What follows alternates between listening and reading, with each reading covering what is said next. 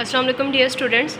किंगवे group of schools की तरफ से आपको ऑनलाइन लेक्चर्स थ्रू वीडियोस भेजे जा रहे हैं, जिसमें हम 7th क्लास की ज्योग्राफिया की बुक भी स्टार्ट की है। तो इसमें हम सेकंड चैप्टर को डिस्कस कर रहे हैं, जिसमें आज हमने पढ़ना है अरियाकारी और उसकी इकसाम। अरियाकारी जो है वो हम देख लेते हैं कि पहले हमारे पास होता क्या है। आप देख सकते हैं कि ज़मीन जो है, आपने समटाइम देखा होगा कोई ऐसी ज़मीन होती है जिसके ऊपर जो है वो दरारें पड़ी होती है या टूट फूट का शिकार होती है, और उसके अंदर वाली जो हिस्से होते हैं वो हमें नज़र आ रहे होते हैं। इसको हम क्या कहते हैं? इसको हम ज़मीन की क्या कहते हैं? अरियाकारी कहते हैं। इस प्रोसेस को हम कहते हैं कि ये हमारे पास अरियाकारी है। ठीक है जी। तो इसकी प्रॉपर डेफिनेशन हमारे पास है कि ज़मीन की बलाई सतह के टूटने फूटने और उसके ज़ेरे हिस्सों की सतह ज़ाहिर होने के अमल को क्या कहते हैं? अमल अरियाकारी उसको कहा जाता है, अमल अरियाकारी कहते हैं उसको। ठीक है जी। इसके लिए आप देख सकते हैं कि डिफरेंट जो है वो इस पर अवामिल जो है वो असरअंदाज होते हैं, जैसे दरिया, ग्लेशियर, हवा, सूरज की गर्मी और पाला। अब इसमें क्या होता है? दरिया, जैसे हमने अभी पिछले लेक्चर में पढ़ा था कि दरिया जो है वो अपना रुख चेंज करते रहते हैं। ठीक है जी। तो दरिया जब अपना रुख चेंज करते हैं तो वो अपने पीछे मट्टी जो है वो उसको छोड़ जाते हैं अपने पीछे, तो वहाँ से एक नए मैदान मार्ज़ वजूद में आते हैं, एक नई ज़मीन मार्ज़ वजूद में आती है जो कि बहुत ज़्यादा ज़रखेज़ होती है।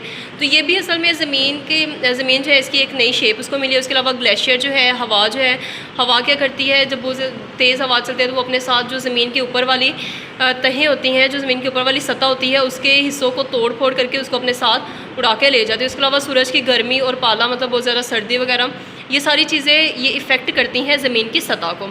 ठीक है जी। उसके बाद हम देख लेते हैं कि ज़मीन की जो अरियाकारी है उसके कितने तरीके हैं। पहला हमारे पास है अमले फरसूदगी, मीन्स के वेदरिंग, जो माहौल वगैरह असरअंदाज होता है। उसके बाद है ज़मीनी कटाव, एरोजन, ज़मीन जो है वो टूट फूट का शिकार हो जाती है।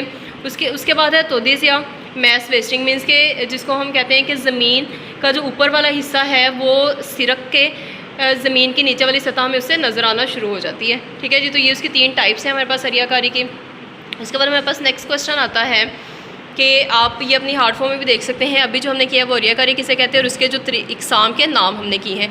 उसके बाद आता है कि पानी किस तरह चट्टानों के टूटने की वजह बनता है। आप देख सकते हैं कि पानी समटाइम जब आप पहाड़ी इलाकों की तरफ जाते हैं तो उसमें पानी जो है, आप देख सकते हैं कि उसमें पानी जो है उसने चट्टानों के अंदर से अपना रास्ता बनाया होता है और उसमें से वो गुजर रहा होता है। तो इट मीन्स कि अगर पानी एक जगह से काफ़ी अर्से तक गुजरता रहे तो वो चट्टानों की टूट फूट का बायस बनता है। अब इसमें रीज़न हमसे ये पूछे गया है, तो उसकी रीज़न ये है कि पानी की एक खसूसियत ये भी होती है कि जब ये जमता है तो उसका वजन पहले की निस्बत बढ़ जाता है। ठीक है जी। जैसे घरों में जब हम बर्फ़ वगैरह को फ्रीज़ करते हैं, पानी को फ्रीज़ करके बर्फ़ बनाते हैं, तो उसमें भी आप देख सकते हैं कि उसका हजम पहले की निस्बत थोड़ा बढ़ जाता है। इस तरह पानी के चट्टानों के जोड़ों, दरारों और मसामों में पहुंचकर जमने के बाद जब वो फैलता है तो उससे चट्टानें जो है वो अंदर से टूट जाती हैं। ठीक है जी। तो ये जो है ये चट्टानों के टूटने फूटने का बाइस बनता है। उसके बाद हमारा नेक्स्ट क्वेश्चन है कि दर्जा हरारत किस तरह चट्टानों के टूटने की वजह बनता है।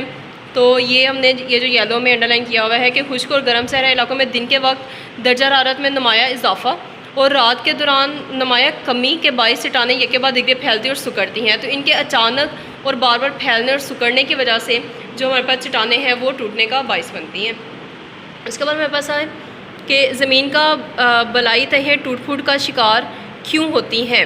तो इसका आंसर हमारे पास है कि ज़मीन के जो बलाई हिस्सों का बोझ जो होता है वो उनके ज़ेरे हिस्सों पर पड़ता है, और जब ज़मीन की सतह पर मौजूद बोझ को दरिया, ग्लेशियर, हवा कहीं और मुंतकिल कर देते हैं। ठीक है जी। अभी हमने ये पढ़ा था कि दरिया, ग्लेशियर वगैरह जो होते हैं वो ज़मीन की ऊपर वाली सतह को बहा के अपने साथ ले जाते हैं। तो ये ज़ेरे ज़मीन चट्टानें नतीजतन ऊपर की तरफ उभर आती है, जिसकी वजह से इसके बलाई तहें टूट फूट का शिकार हो जाती हैं।